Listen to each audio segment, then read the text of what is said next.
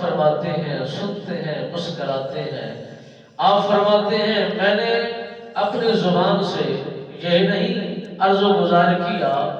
یا یہ خدا کی بارگاہ میں فریاد کی مولا میں تجھے دیکھنا چاہتا ہوں یا تو مجھے اپنی قربت عطا فرما دے یا مجھے معراج کی سیر کرا دے یا عرش بری کا سفر کرا دے یا مجھے مسجد حرام سے مسجد اقصیٰ میں نبیوں سے ملاقات کرا دے۔ یہ کوئی میری منشا نہیں تھی، یہ میری کوئی سوچ نہیں تھی اور میرے دلی یہ جملے نہیں تھے اور میں نے اس طرح کی سوچ و بچار کی ہی نہیں تھی۔ مالک بے نیاز نے فرمایا کہ میں رب ہوں، رب ہو کر اپنے محبوب کو سیر کرا رہا ہوں مسجد حرام سے مسجد اقصیٰ کی طرف، اور نبی رحمت فخر موجودات صلی اللہ علیہ وسلم سرکار کو یہ سیر کا سفر دیا گیا ہے اور سیر کے سفر کے ساتھ یہ جملے بنائے گئے ہیں۔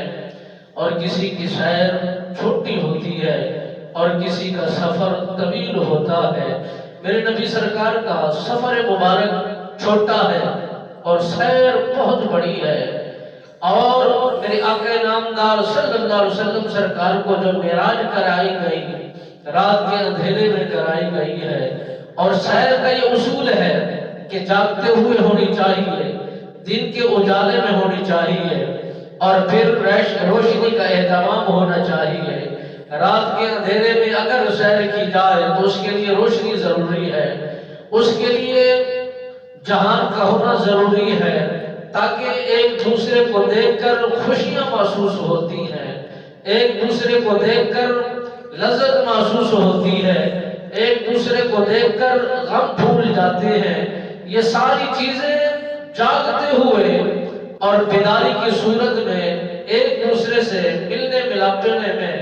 جب یہ چیزیں سامنے کو آتی ہیں پھر انسان کی منشا و سوچ فطرت عادت بدلتی ہے اور نظام بدلتے ہیں اور عقل اور سکون انہیں حاصل ہوتا ہے۔ میرے آقا و مولا صلی اللہ علیہ وسلم سرکار کو مالک بے نیاز نے فرمایا کہ اے حبیب ہم نے آپ کو سیر کرانی ہے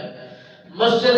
حرام سے لے کر مسجد اقصیٰ تک اور زمین سے لے کر آسمان کی بلندیوں تک